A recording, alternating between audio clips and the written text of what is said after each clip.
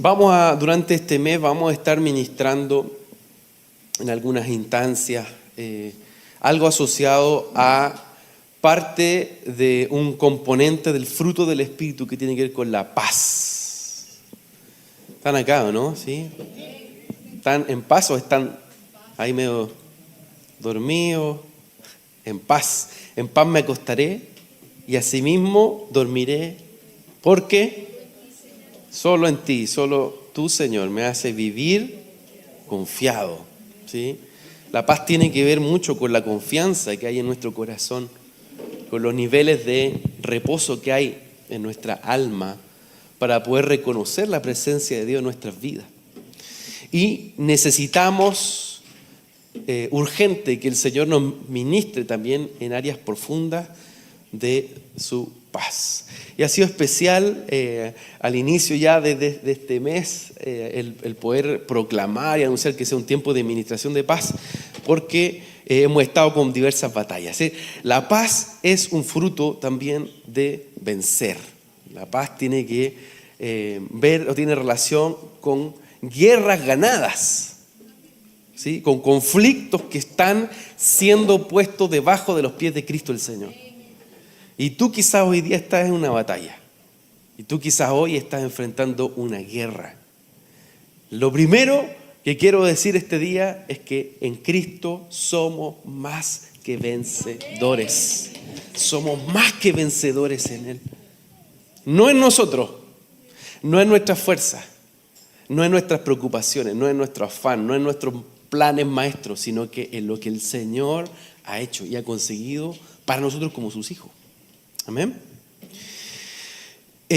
Hay un libro muy interesante que se escribió a mediados, fines del siglo XIX, que se llamó La Guerra y la Paz, de León Tolstoy. ¿Han escuchado alguna vez? Es un librazo de 1200 páginas, una de las novelas cumbres del mundo occidental, aunque se escribe en la Rusia zarista, en la Rusia imperial.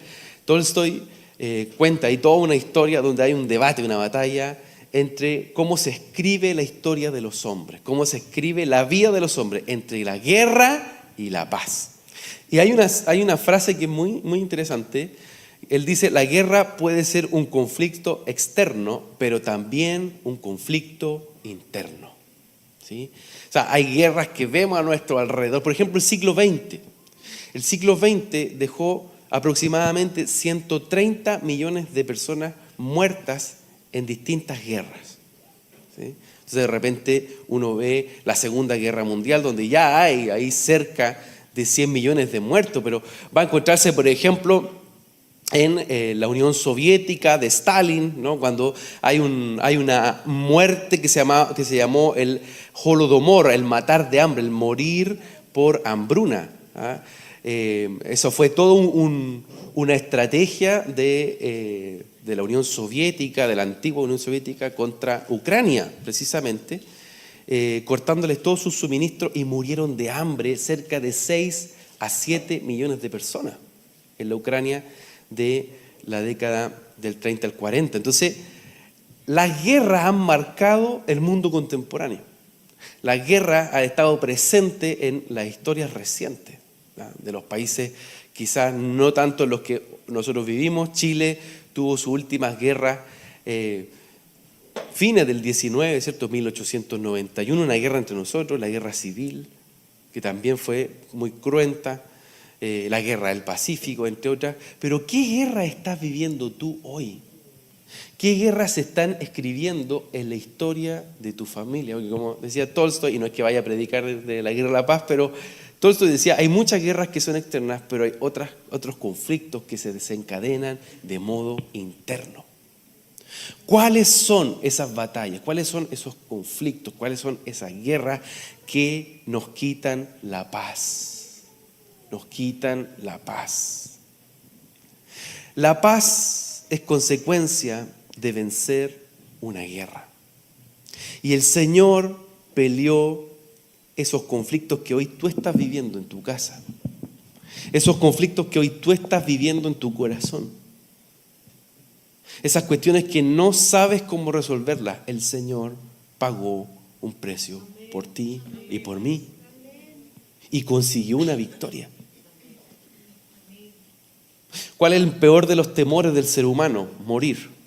Un ser humano, un hombre sin Dios.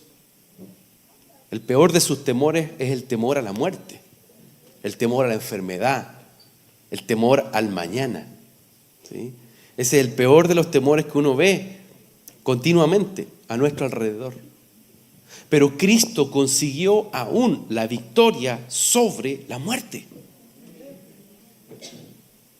O sea, peleó con el peor de los enemigos que quizás el hombre enfrenta, que la incertidumbre a qué va a pasar más allá. Bueno, Él venció y Él trajo por convicción y por victoria a nuestra vida, ¿qué cosa? La trascendencia. Él venció la muerte. Y hay diferentes áreas y diferentes ámbitos donde peleamos con crisis familiares, donde peleamos con cómo hacer. Yo venía acá ahora en la mañana y me apareció una alerta roja en el auto. No sé qué va a pasar con el auto. Ahí los expertos mecánicos, Jorgito, ya dio su veredicto así. Ay, Señor amado. Se levantan guerras, se levantan batallas. Nos gustaría tener quizás todo bajo control, porque es una tendencia del ser humano poder controlar, poder planificar, poder organizar. Pero ¿qué pasa cuando nuestros planes, cuando nuestras intenciones están totalmente traspasadas por algo que nos saca de foco? ¿Sí? Un problema con el esposo, con la esposa, una enfermedad, una situación difícil con los hijos, situaciones que no logramos alcanzar, propósitos y proyectos que quedaron a veces truncados. El Señor hoy día nos viene a hablar y a decir: no pierdas la paz. No pierdas la paz. No dejes que la muerte tome ventaja en tus pensamientos, en tu corazón. ¿Cuáles son esos conflictos internos que nos quitan la paz? Porque la paz es una consecuencia de vencer una guerra. Y Cristo venció la peor de las guerras. Cristo venció la peor de las batallas. La palabra dice que no es con espada, no es con ejército, es con su espíritu en nosotros. Es decir, es descansar en las obras de la gracia, es descansar en las obras ganadas por el Señor en mi vida y decidir creer.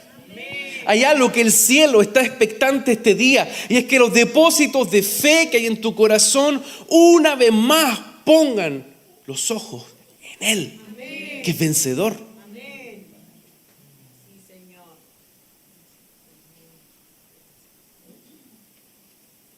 Estamos en un tiempo de muchas batallas. La Sarita el otro día mandaba una noticia. El director de Paz Ciudadana, que yo lo conozco, Daniel Johnson, sacaron una estadística. Dice que Chile, advierte que los niveles de temor en Chile son los más altos del mundo. O sea, a la gente le hicieron un sondeo, una encuesta, y se dieron cuenta que más del 80% de los chilenos vive con miedo. Lo normal en países con crisis bélica, en países que tienen guerrillas, que tienen el crimen organizado desatado, está entre los 60 y los 70%. Nosotros tenemos un 80% de gente que vive con miedo, que vive con temor. Y eso va a provocar, por supuesto, que se destape una condición en la salud mental, en la salud espiritual, en el corazón, en los pensamientos, en la forma en que estamos viviendo el día a día. Nos encontramos bajo otra pandemia, nos encontramos bajo otra epidemia que tiene que ver ya no con el COVID, sino que tiene que ver con la falta de paz, con la ausencia de paz. Amorcito, buenos días. Sentía más o menos, pero aquí es una guerrera, po. Ni durmió, pero ahí está. Gloria a Dios por mi esposa. Bueno, entonces hay niveles de temor en los que nos enfrentamos. ¿Estamos dentro de ese 80%?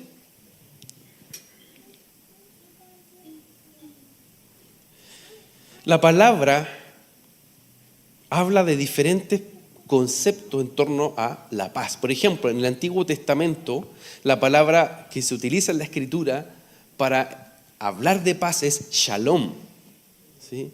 Y el shalom tiene que ver con una paz integral, es decir, involucra bienestar, salud. No solamente decir estoy tranquilo. ¿Se han dado cuenta que nosotros nos preguntamos ¿cómo estáis? Bien, mentira. Cuando la gente dice no, sí, bien, pero sobreviviendo. Hay cosas que están ahí detrás.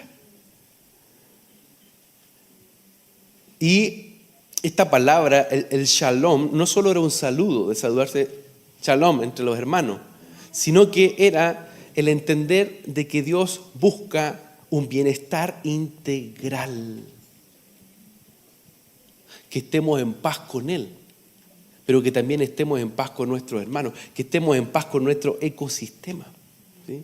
Y no tiene que ver con la paz de, no sé, Miss Universo, quiero la paz mundial, ¿no? No es un eslogan. ¿Qué pasaba en el Nuevo Testamento? Lo más común era hablar de la paz romana, pax, de hecho, de ahí viene el concepto con la X, ¿cierto? La pax romana, que ellos iban e imponían una paz.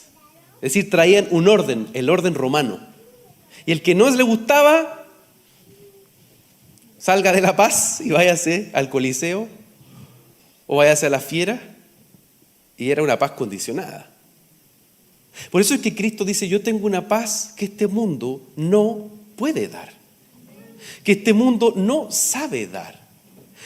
La paz de Dios no está acorde a un acuerdo humano, un acuerdo militar, un acuerdo político. La paz que el Señor decidió desatar viene de su Espíritu, viene directamente del Espíritu Santo de Dios. Él es el que provee un ambiente de paz. Vamos a la Biblia para que no digan que el pastor predicó solo de Tolstoy. Vamos a Juan capítulo 14, verso 26. Juan capítulo 14, verso 26.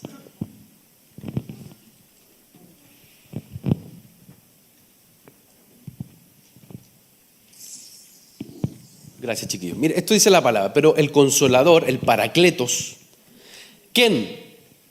¿Quién dice ahí? ¿Están acá o no? ¿Sí? El Espíritu Santo, ¿a quién? El Padre enviará en mi nombre. Él os enseñará todas las cosas y os recordará todo lo que os he dicho. Verso 27. La paz os dejo, mi paz os doy. No os la doy como el mundo la da. No se turbe vuestro corazón, ni tenga, ¿qué cosa? ¿Qué cosa no hay que tener? Miedo. Hay dos elementos que están ahí presentes: la confusión y el temor. Enemigos que tenemos que identificar y que buscan robarnos la paz. La confusión en tus pensamientos, en tu forma de entender la realidad del cielo, y que se antepone a veces a nuestros planes. Pero también dice que no tengamos miedo, no tengamos temor. Si yo les pregunto, si hacemos una encuesta, ¿a qué le tienen miedo hoy día? ¿Cuáles son tus principales temores? ¿Sí? ¿Cuáles son los miedos que de alguna forma ocultas? Son miedos silenciosos que te paralizan. La paz que el Señor nos deja no es un concepto. La paz está impartida por el Paracletos, por el Espíritu que trae consuelo. Es decir, Dios no solo dice, no, yo te dejo el Espíritu Santo para que venga el fuego de Dios y te tire para atrás, sino que Él dice, yo quiero acompañarte, yo quiero consolar, Yo quiero caminar todo el tiempo contigo. La presencia activa de Dios en nuestro día a día trae paz. Trae paz. Entonces, saquemos de nuestra cabeza, insisto, la paz del mundo, la paz de un tratado militar, que ya dejemos la guerra. Hay una persona que busca acompañarnos permanentemente. Es el Paracletos, es el Espíritu Santo de Dios que busca hacernos caminar en una condición de paz permanente. No en torno a las circunstancias. Muchas veces vienen noticias duras. Vienen, como les decía, situaciones inesperadas. Pero el Señor promete que hasta el fin de los días, hasta el fin del mundo, Él va a estar con nosotros. O sea, su paz nos deja. Su paz está ahí todo el tiempo, rodeándonos.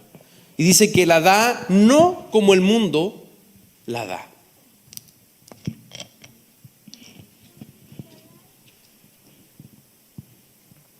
¿Cuáles son esos temores? ¿Cuáles son los miedos que te hacen confundirte? ¿Cuáles son las cosas que de alguna manera buscan llevarte una vez más al campo de batalla? Al campo de batalla de tu mente, al campo de batalla en tu corazón. ¿Cuáles son esas guerras que hoy necesitamos entregar al Señor? ¿Con qué estás peleando? Bueno, esa es la introducción. Vamos ahora. Primera de Reyes 19. Vamos a hablar de mi querido amigo Elías. Mi querido amigo. Patudo, pero amén. Yo lo creo. Querido amigo Elías. Primera de Reyes 19. Verso 1. Acab informó a Jezabel todo lo que había hecho Elías y cómo había matado a espada a todos los profetas. Miren lo que está. Elías recién había atravesado todos los profetas de Baal, de Acera. Pero dice el verso 2, entonces Jezabel envió un mensajero a Elías, diciendo, así me hagan los dioses y aún me añadan, si mañana a esta hora no he hecho tu vida como la vida de uno de ellos. Es decir, le mandó una sentencia, le mandó una condena de muerte. Le manda un mensajero. Verso 3 dice, y él tuvo miedo. ¿Qué tuvo Elías? Miedo, temor. Hay una puerta que viene a robar la paz. Mira lo que le pasa a Elías. Elías, que había cortado cabeza contra los profetas de Baal, de Acera, tuvo miedo y se levantó y huyó para salvar su vida. Y llegó a Beerseba, que es de Judá, y dejó allí a su siervo. Y él se fue solo al desierto, donde anduvo todo un día, y llegó y se sentó debajo de un enebro, y ansiando morirse dijo, basta ya, oh Señor, quítame ahora la vida, porque no soy mejor que mis padres. Estoy en el verso 4. Se los leo de nuevo. Dice que anduvo por el desierto un día de camino, vino, se sentó bajo un enebro, pidió morirse y dijo, basta ya, Señor, toma mi vida, porque yo no soy mejor que mis padres. Sigamos. Verso 5 dice, y recostándose debajo del enebro se quedó dormido. Se durmió. Y aquí un ángel lo tocó y le dijo, levántate y come. Verso 6. Y miró atentamente y aquí a su cabecera había una torta cocida sobre piedras calientes y una vasija de agua. Comió y bebió y volvió a recostarse. Sigamos, verso 7 dice, y el ángel del Señor volvió por segunda vez, lo tocó y le dijo, levántate, come, porque es muy largo el camino para ti. Elías, viviendo una situación de falta de paz, de ausencia de paz. ¿Por qué? Porque llegó un mensaje a su casa. Y no fue el mensaje: quedaste sin pega. No fue el mensaje: se enfermó tu hijo.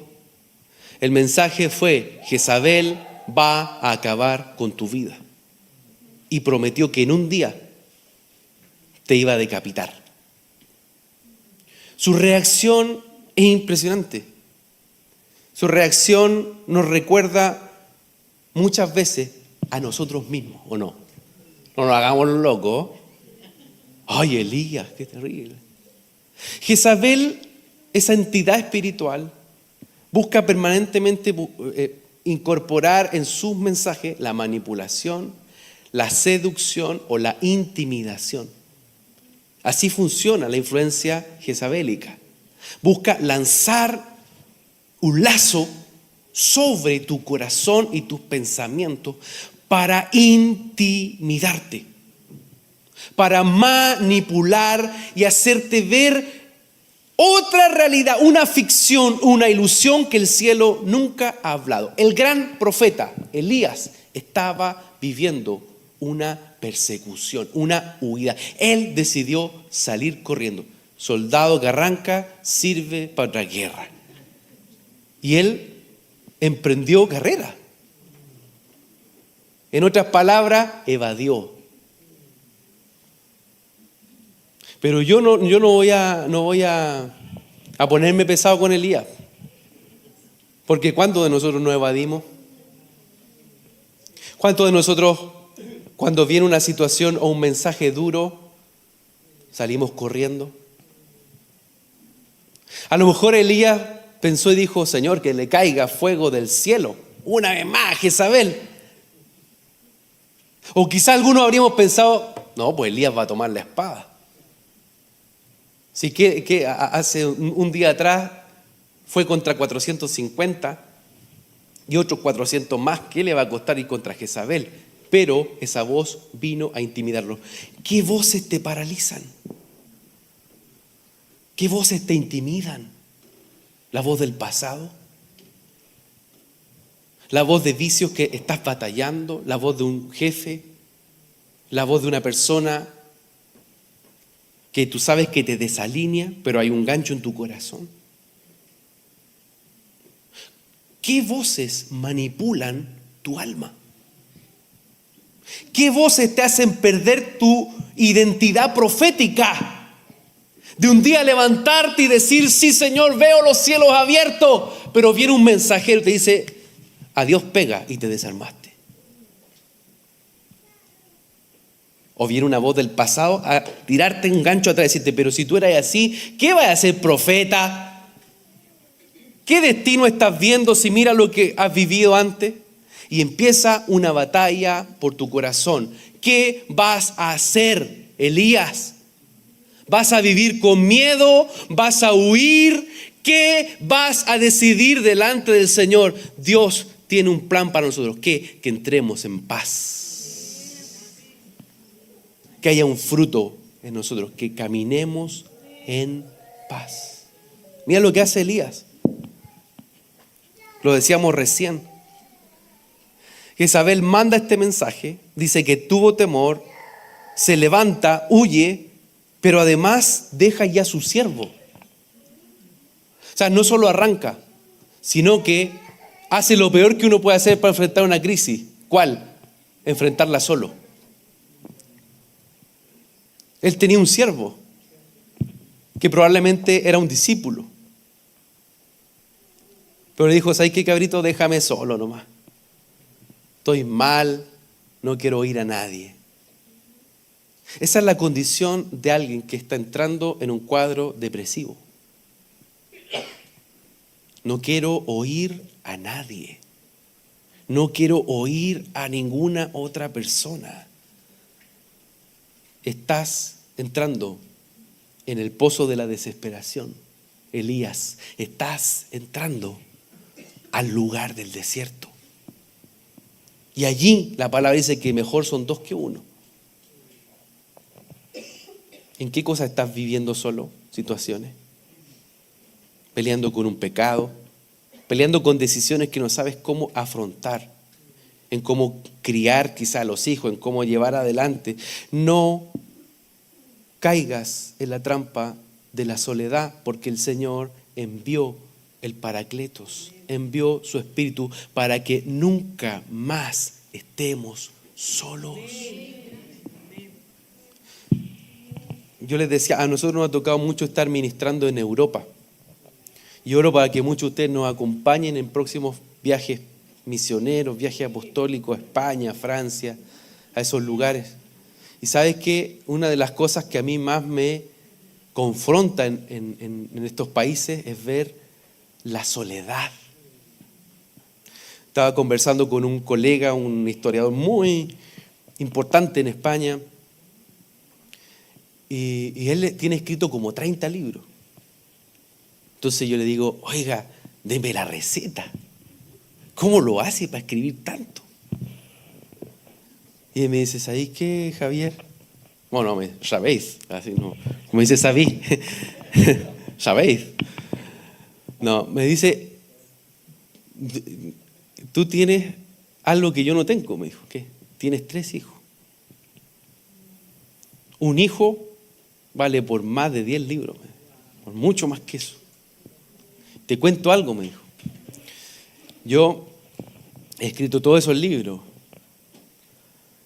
pero soy el último en el linaje de mi familia. Nunca decidí tener hijos. Su esposa había muerto de una situación muy difícil hace un par de años. Él había sido hijo único. Y me dijo, yo soy el último que queda de mi familia. Yo vengo a cerrar la puerta de una generación. Me impresionó.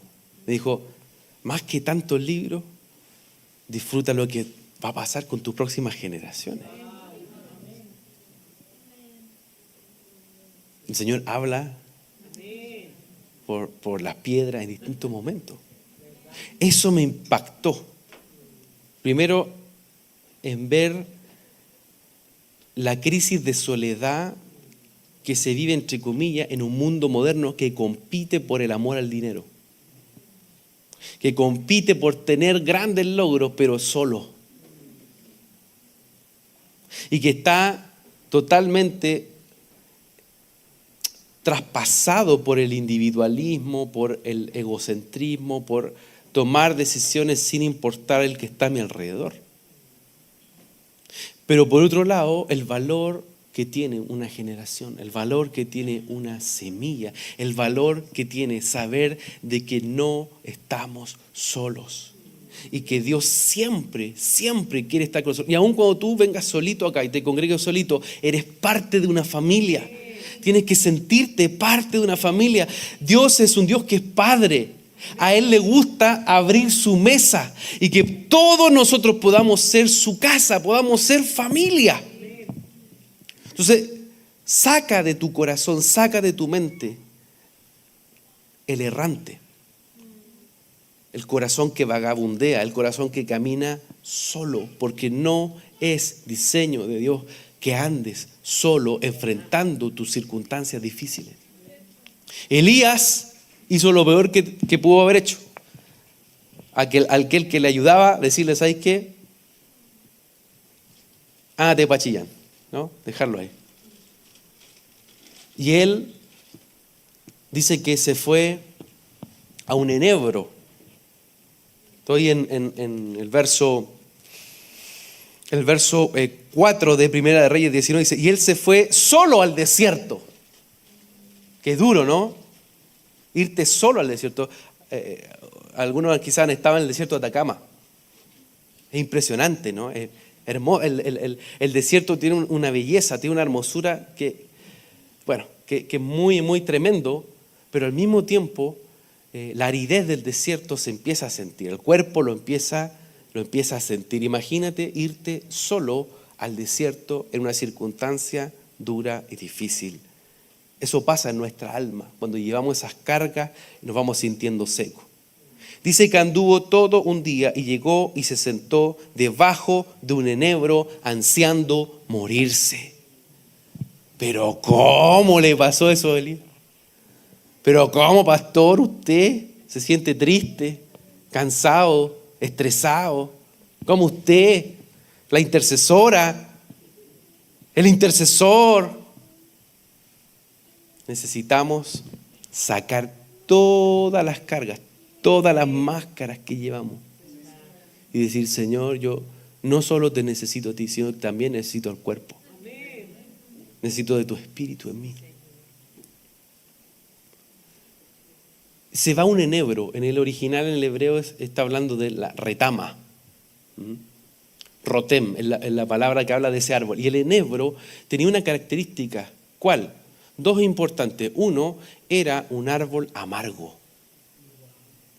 Era un árbol que tenía unas raíces tan amargas que ni siquiera los animales querían comer el fruto del enebro. Y segundo, con el enebro, como estaba ahí al desierto, era fácil de ahí generar o hacer carbón. Entonces era un árbol combustible. Era un árbol que era fácil de que se prendiera, que se encendiera. Elías, si uno lo ve en esta figura pictórica, si uno lo ve en lo que va representando esta historia, Elías se va al lugar de las raíces de amargura. Elías se va al enebro a sentirse morir. Dice: yo me siento morir. Es decir, el peso de la muerte oprimiendo su pecho. El peso de la muerte no dejándolo respirar. El peso de la muerte no dejando ver quién era él. Yo siempre digo esto: si hoy día Elías viviera, Elías tendría estacionada fuera la Harley Davidson, con su moto, o sea, con su chaqueta de cuero y una espada. Si igual andaba con espada. Ese era Elías, un tipo autónomo, independiente, un hombre de Dios poderoso, que vamos a cortar el agua un ratito, se corta el agua. Que venga el fuego, venga el fuego. Ah, ustedes son profetas de Baal, de a uno. Con vos iban y con vos no venían, porque Elías era cosa seria. Pero ¿qué es lo que ocurre en su corazón? Que se siente morir. ¿Qué circunstancias provocan eso en nosotros? Y no me digan: hermano, es que le faltó ahí ver más el cielo. O sea, él ya abría los cielos cuando quería. Dejemos esa hipocresía santurrona que muchas veces nos hace pensar de que porque somos intercesores y vemos los cielos abiertos, no enfrentamos situaciones de temor y de confusión que quieren quitarnos la paz. Si el fruto del Espíritu es paz en nosotros, es porque hay cosas que necesitamos ajustar, que necesitamos ordenar. Entonces Elías se sentía morir, quería morirse. ¿Y sabes qué? Empezó a luchar con sus iniquidades. Yo no soy mejor que mis padres. Empezó a comparar su legado. Empezó a comparar lo que estaba él experimentando. No soy mejor que mis papás. Todo lo que he hecho en la vida quizás no vale nada. Y eso nos muestra que Elías estaba enfrentando la peor de las depresiones. Sentirse solo, sentirse en raíces de amargura, sentir que quería morir y sentir que al compararse con lo que estaba a su alrededor, él era el peor. Había caído en el lazo jezabélico. Estaba enfrentando una guerra, cual la voz que lo paralizaba lo había mandado al desierto. ¿Qué voces te han paralizado? Y te han llevado a hacer pensar inclusive de que los procesos de Dios en tu vida han sido infructuosos. De que el obedecer a Dios a veces en decisiones que nadie entiende. Pero sigo igual que 5 años, sigo en la misma condición. Déjame decirte que el cielo ve de otra perspectiva. y que esas decisiones de fe, que esa obediencia que has tenido no va a pasar de largo, va a tener un fruto poderoso en ti, sobre tu casa. Elías, sal de la depresión. Y a veces no nos damos cuenta, porque vendemos una apariencia, porque vendemos una exterioridad, pero el Señor conoce tu corazón, conoce mi corazón. ¿Cuántas expectativas que no se han cumplido? ¿Cuántas perspectivas que tú tenías y que de pronto se cerraron? ¿Cuántos planes que tú tenías trazados y de pronto se vinieron abajo? No es el final de tu carrera. Largo camino te resta. Largo camino Dios tiene para ti. Largo camino. Y mira qué lindo el Señor. La palabra que leímos recién nos muestra esto. Elías estaba en el enebro, quería morirse, alegaba: no soy mejor que mis padres. ¿Sabe que cuando uno está mal dice cada tontera, no?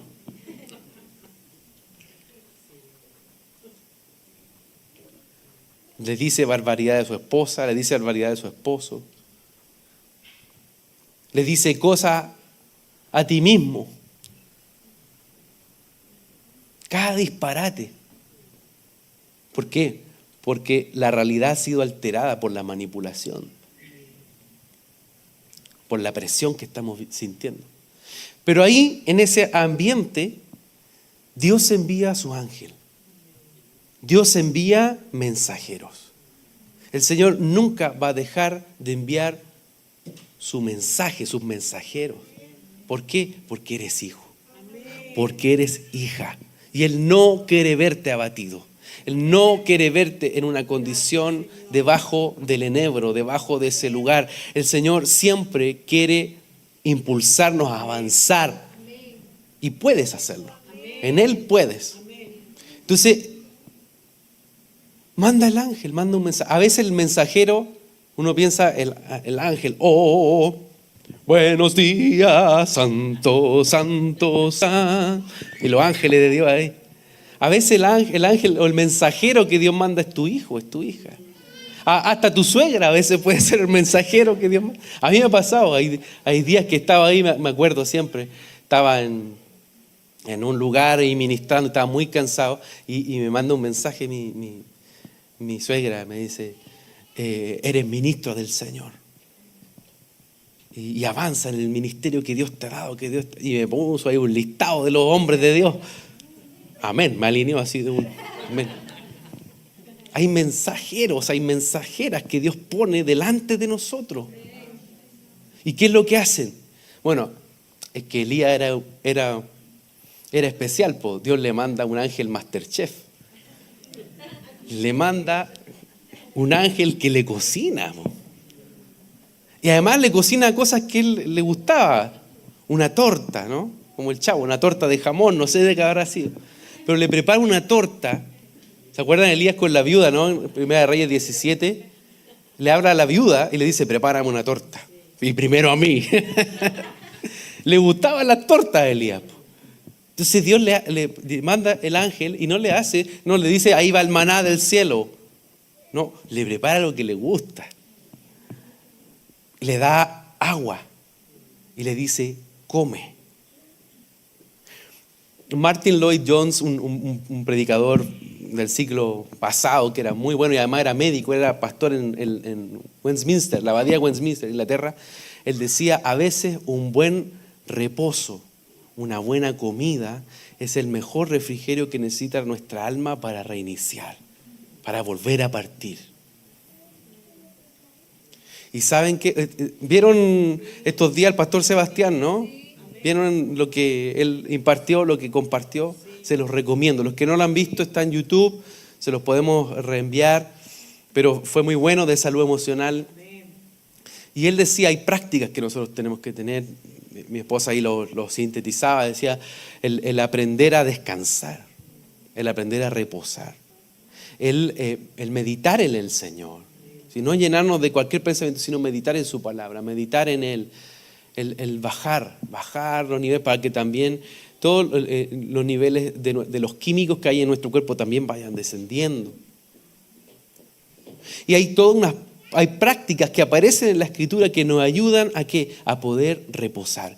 ¿Sabes qué necesitaba Elías? Necesitaba dormir y comer bien.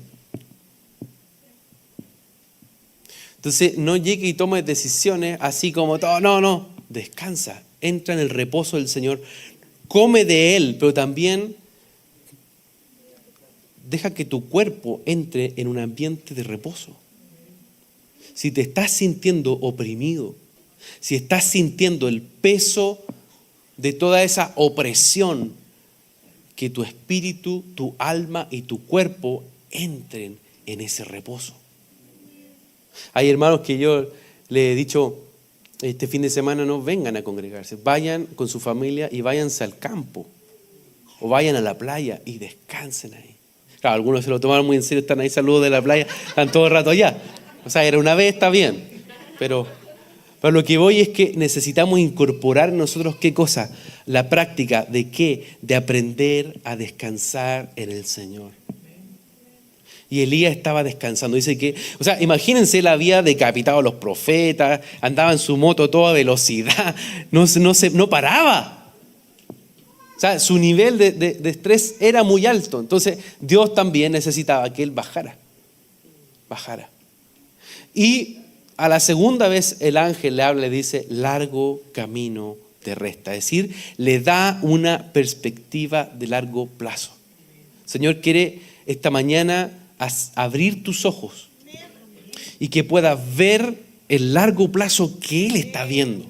Que puedas ver a tus hijos crecer, que puedas ver el emprendimiento que Dios puso en tu mano, verlo florecer conforme a su diseño, que puedas ver buenas decisiones en lo que tienes que estudiar, en lo que tienes que ministrar.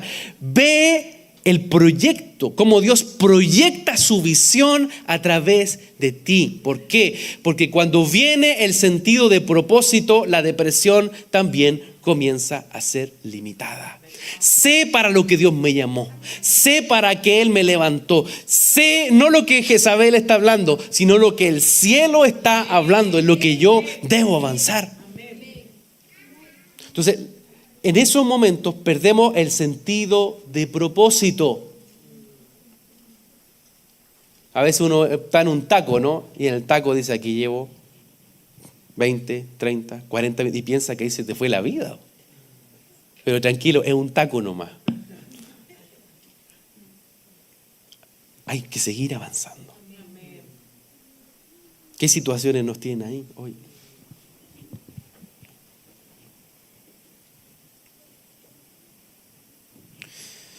La batalla en la mente es una batalla donde el enemigo busca permanentemente ir contra nosotros. Mira Filipenses capítulo 4. Filipenses capítulo 4. Verso 6. Vamos a leer ahí lo que la palabra nos enseña. Filipenses capítulo 4, verso 6.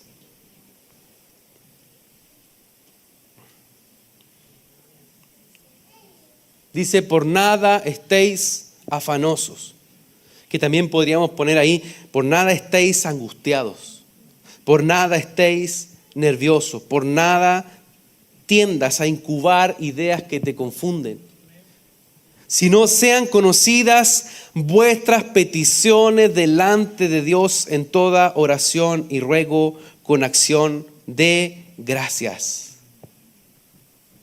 Esto es muy, muy importante, mis amados, porque tenemos que aprender a no afanarnos, a no dejar que la angustia nos robe la paz, que el temor nos robe la paz. Y Pablo aquí está hablando algo muy importante, dice, si no sean conocidas vuestras peticiones delante de Dios. Es decir, presenta tus peticiones a Dios. Preséntalas. A veces decimos, no, pero si el Señor sabe todas las cosas. Sí, pues la palabra nos indica que nosotros saquemos de nuestro corazón, saquemos de nuestros pensamientos lo que nos afana y lo presentemos delante del trono de gracia. Entonces presenta tus peticiones a Dios. Si ustedes oran y presentan sus peticiones a Dios, Él hará algo al respecto.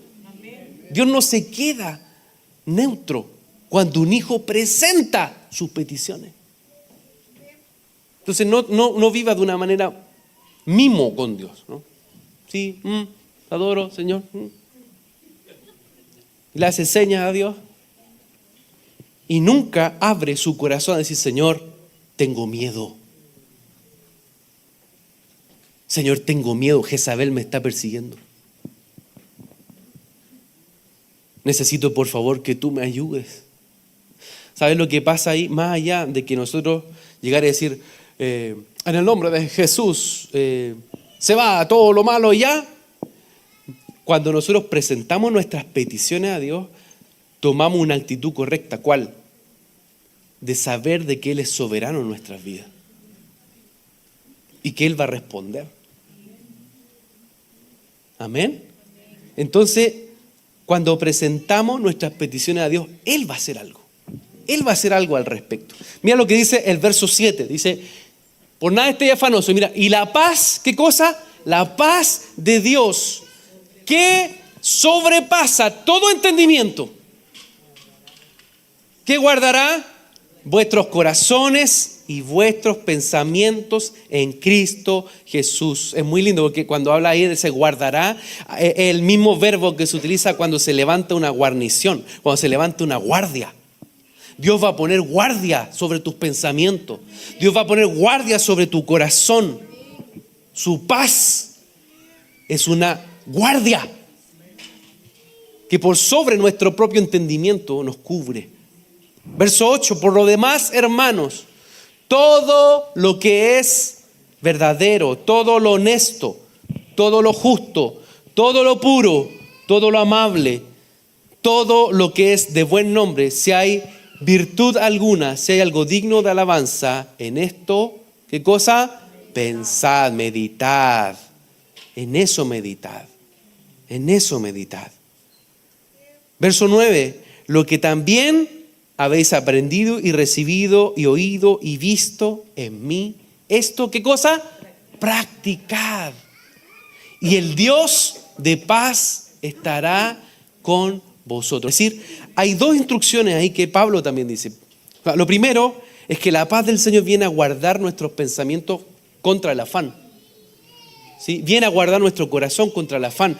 Pero también está diciendo que nosotros aprendamos a meditar. ¿En qué? En lo justo, en lo verdadero, en lo digno, en lo puro, en lo amable, en lo honorable, en lo que merece elogio, en lo que tiene virtud. En eso pongamos nuestros pensamientos. Es decir, saca todo lo que busca robar tu paz en tus pensamientos y deja que los pensamientos de Dios vengan sobre ti. O sea, no solo vaciar, sino llenarnos de Él. Vaciarnos de los pensamientos de tormenta. Vaciarnos de las voces que nos persiguen, vaciarnos, pero a la vez meditar, llenar todo nuestro depósito con lo que el cielo habla en nuestra vida. Y por último, mira, qué importante, dice, lo que habéis aprendido, recibido, oído y visto en mí, esto practicad. Nosotros somos llamados a ser pacificadores, somos llamados a ser gente de paz. Entonces la gente va a aprender lo que ha oído, lo que ha visto, lo que ha recibido, lo que ha aprendido de nosotros. Pablo le está diciendo, eso practíquenlo. Qué difícil es cuando alguien se te cruza, ¿no? En el auto, se te cruza y la paz se nos va.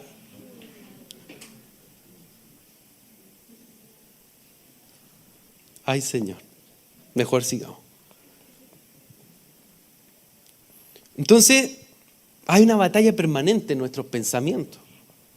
Hay una batalla que busca quitarnos la paz y poner el afán, poner la angustia, poner el agobio. Pero la palabra, como te decía, nos llama a qué? A presentar cada una de esas peticiones al Señor para que Él responda. Y Él responde de inmediato diciendo, yo voy a entregarte una paz que sobre todo entendimiento. Voy a ir a la parte final que me interesa poder compartir esta mañana. Si uno continúa viendo la historia de Elías, si uno continúa viendo lo que él está experimentando, se va a dar cuenta que el Señor le responde allí en medio del enebro, le dice, tienes que salir de este lugar. Y lo llama, entre comillas, como un retiro espiritual. Lo llama, dice, ándate al monte Oreb. Es decir, Dios lo saca de un lugar y lo mueve a otro. Cuando Dios quiere darnos paz, muchas veces tiene que sacarnos de un lugar y ponernos en otro lugar, donde hay tierra de promesa, donde hay perspectiva y donde Dios quiere hablarnos. Entonces Elías sale de ahí, de a medio camino del enebro, y dice que va a caminar, va a avanzar por cerca de 40 días, qué interesante, ¿no? El 40 que se repite, hasta llegar al monte Horeb, que también es el monte Sinaí, ¿sí? Hay algunos eruditos que dicen que por un lado la ladera se llama Horeb y por otro lado la ladera se llama Sinaí. Son los mismos, ¿ya? Sinaí y el Horeb son los mismos. Pero ahí va Elías, en ese lugar donde Moisés había recibido la ley, ¿se acuerdan o no? De hecho, la palabra dice eso en Éxodo 19:18. Éxodo 19:18 dice que el monte Sinaí humeaba porque el Señor había descendido sobre él en fuego. El humo subía como el humo de un horno y todo el monte se estremecía con violencia, temblaba.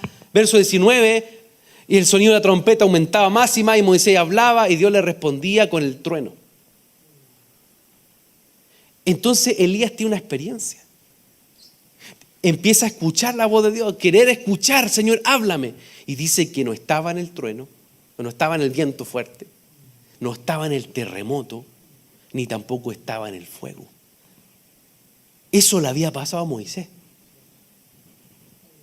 en el mismo monte.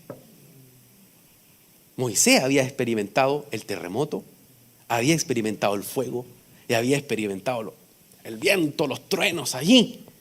Y quizá Elías estaba esperando también una manifestación de ese tipo. ¿Por qué? Porque él estaba acostumbrado a cosas sobrenaturales y súper, hiper, mega, Dios allí. Pero Dios quería sanarlo con un silbo apacible. Y formas extraordinarias. Formas que a Moisés quizás le resultaron. O como Dios le habló a Moisés, no es como Dios quería hablarle a Elías. Entonces lo lleva ahí, lo lleva al monte Horeb y dice que no estaba en el terremoto, no estaba en el fuego, sino que hubo un susurro, un silbido apacible y delicado.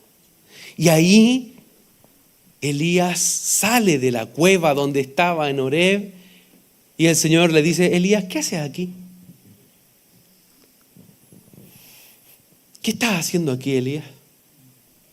Elías le responde, le dice: Señor, hay un celo vivo en mi corazón, no ha quedado ninguno. Yo soy el último de los profetas. No hay otro más. Y el Señor mira a Elías como papá que él es, y envía entonces ese silbido. Y Elías por fin dice lo que le pasa. En el verso 14 de Primera de Reyes 19 dice: Señor, estoy solo y me buscan para quitarme la vida.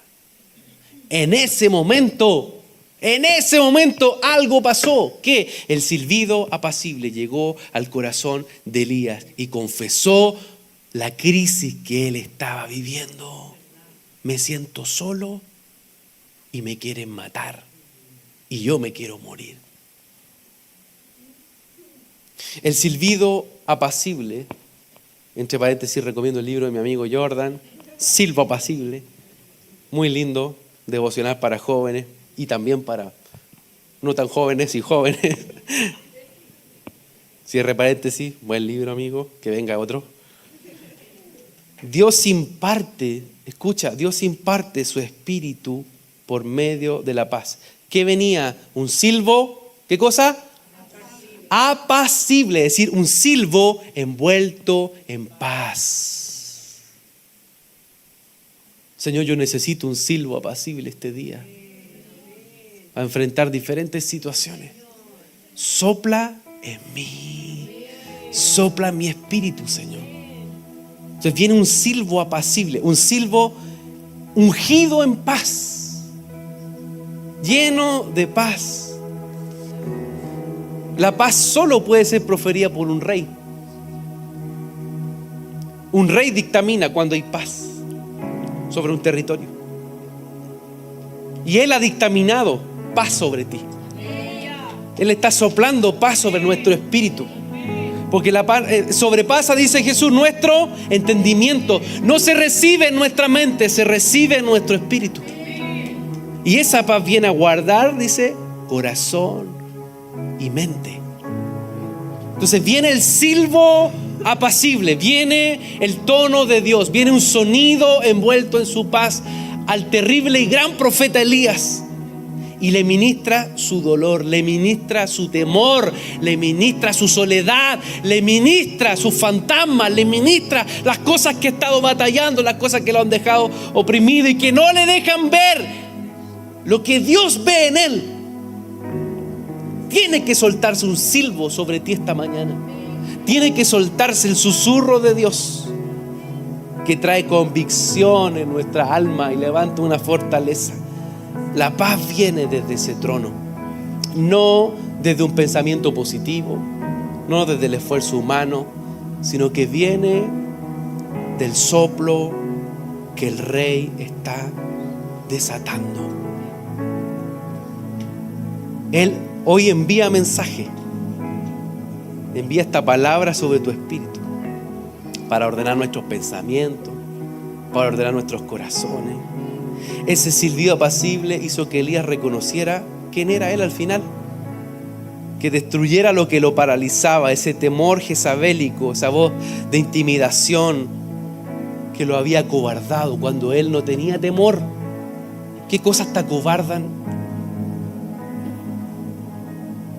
¿Qué cosas te han acobardado en tomar decisiones en fe, en ir y predicarle a alguien? En ir y hablarle a un compañero de trabajo de las bondades del Señor. En ir y sencillamente decirle a otro cuánto Dios le ama. ¿Por qué tienes miedo? Ese silbo de verdad hoy sopla en nosotros y trae paz. Nos hace ver que somos esos leones del Señor, pero que a la vez somos hijos guardados y amados. El silbido le quitó el orgullo. Le hizo ver el Señor que Él no era el único profeta, que habían otros 7,000 que no habían doblado sus rodillas ante Baal. Es decir, Dios le da una perspectiva correcta. Dios le hace ver las cosas. No estás solo, no estás sola enfrentando esas situaciones. Hay otros 7,000, hay una familia enorme que Dios tiene para rodearte. No estás solo, no estás sola. El silbido apacible es un sonido de esperanza. Es un sonido que hace que Elías reconozca y discierna los movimientos del cielo. ¿Cuándo es el Señor que está hablando? ¿Y cuándo es Jezabel que me quiere intimidar? Ese es Elías escuchando, atendiendo el silbido de resurrección que lo hace recapacitar, que lo hace rehabilitarse. Ese silbido trae también sobre Elías aliento de vida. Aliento de vida. Es un silbido que te hace conectarte al trono del cielo y adorar desde el trono. El silbido esta mañana hace que tus lenguas se activen y que vuelvas a hablar, que vuelvas a desatar la fe que Dios ha puesto en ti y no el temor. Habla con fe, declara con fe, vive en fe, no con terror, no con pánico, no preso de la depresión. Ese aliento de vida viene a sacar de tus oídos el peso de la muerte, el peso del temor a la delincuencia, del temor a la violencia, del temor a la crisis económica. El silbido nos conecta con el trono del Rey que gobierna y su reino no tiene fin, su reino permanece. Oh sí, Señor, el silbido apacible nos conecta a esa fuente del Espíritu, a esos gemidos indecibles. Yo tengo un amigo que es muy especial, un pastor allá en el sur, y es chistoso. Entonces él llama a sus hijos y le hace. Y hace poco estaba allá y decía, ¿cómo la hija ¿Sabe? Es como que te hicieran un lenguaje de silbido. Y estaban por allá y ellas reconocían qué cosa quería decirle el papá. El silbido nos hace reconocer que el papá nos está llamando. Ese silbido cuando sale ahí, mi papá me está llamando. Sé quién es quien me llama. Sé quién es quien me llama. Y por último, ese silbido apacible abre nuestro entendimiento. La palabra dice que Jesús sopló sobre los discípulos y ellos comenzaron, y dice que las escrituras se le abrieron. Se le abrió y entendieron qué es lo que el Señor quería hablarles. Entonces, cuando el Señor sopla sobre nuestro espíritu, cuando sopla sobre nuestra mente y esos temores comienzan a ser erradicados, viene el entendimiento de Dios. Por eso estoy viviendo esta circunstancia. Señor, yo quiero hoy día vivir en esa convicción que estás poniendo sobre mí. El Señor es príncipe de paz. Es uno de sus atributos. No es solo una declaración linda. Es uno de sus atributos. Él es príncipe de paz. Y nos llama a poder vivir en ese dominio. Él no quiere que camines atribulado. Él no quiere que camines abatido en tu alma, ni en depresión. Quiero invitarte que podamos abrir nuestro corazón al Señor. Dejar que esta mañana Él pueda soltar ese silbido.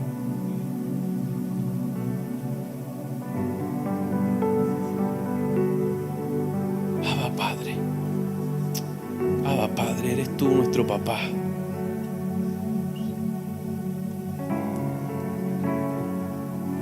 Tú nos estás llevando, Señor, una vez más a esas profundidades de tu gracia.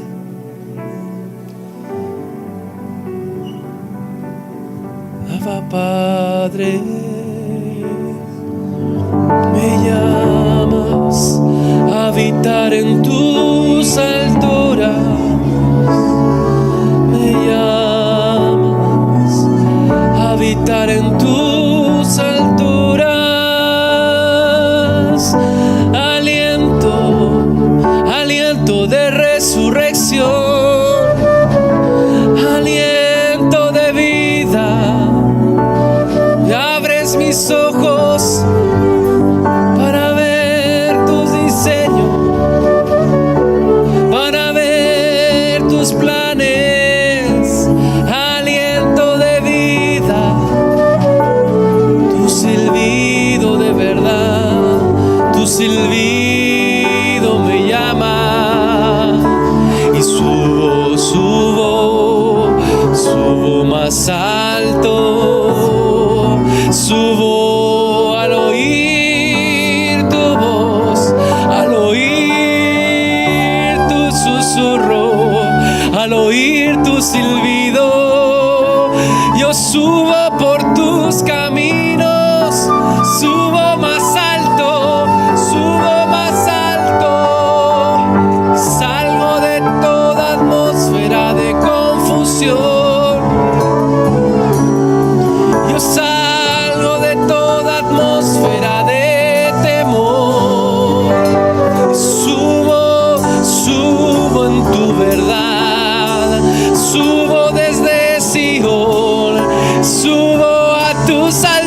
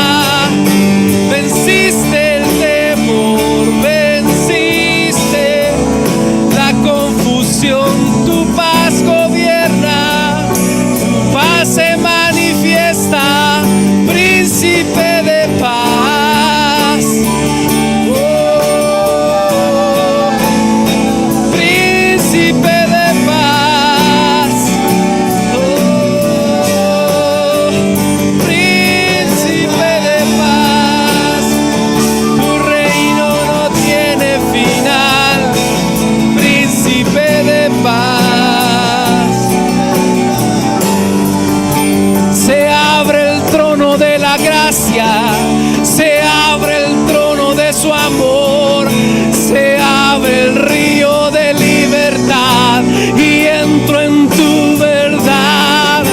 Se abre el trono de gloria, se abre el trono de luz, donde gobiernas para siempre, donde reinas sobre el temor, donde reinas sobre la confusión.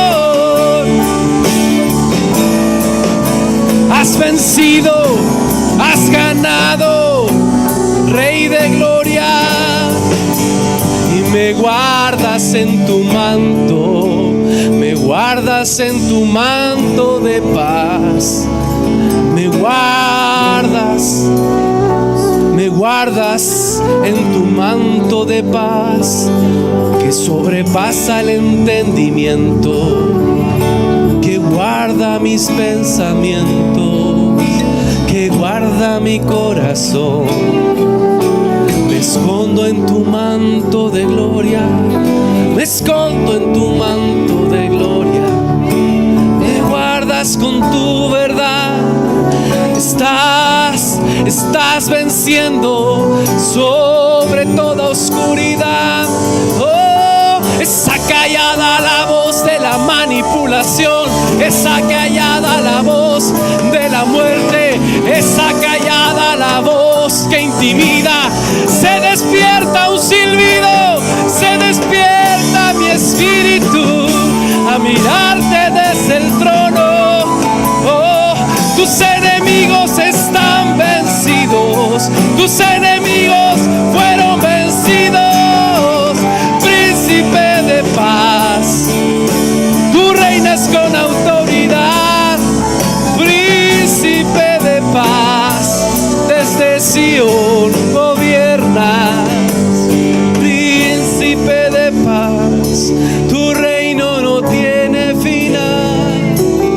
Príncipe de paz, para siempre, por siempre. Y Él úngete día tu cabeza con aceite regio.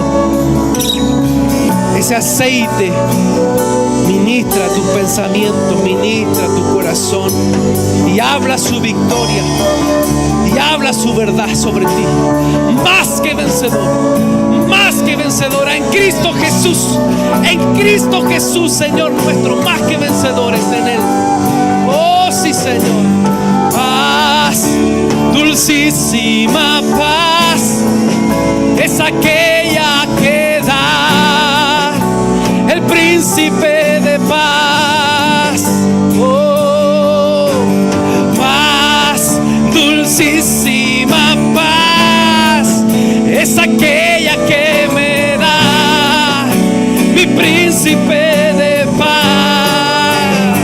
Oh, paz, dulcísima paz, es aquella que me da el príncipe de paz. Oh, paz, dulcísima paz, es aquella que me da el príncipe de paz. Paz, dulcísima paz, es aquella que me da el príncipe de paz. Paz, dulcísima paz, es aquella que me da el príncipe de paz. Recibe de su paz. Él está soplando sobre ti. Sí, Señor.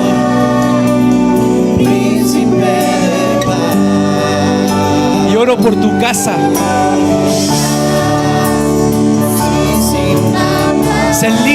Se limpian los aires en tu casa, se limpian. Sobre tu habitación, sobre tu cama. Se limpian ahora, se limpian los aires. Y la paz del Señor entra allí, trae gobierno, sobre tu lugar de trabajo, sobre tu lugar de estudio. La paz del Señor entra ahí este día, entra.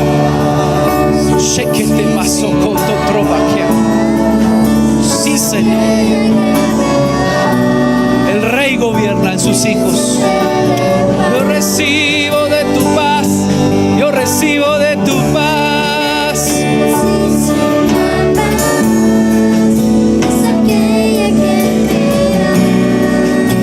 Mi príncipe de paz, oh paz, dulcísima paz, es aquella que me da el príncipe de paz, oh, dulcísima paz, es aquella que me da el príncipe de paz. Sobre mis hijos, sobre mi casa.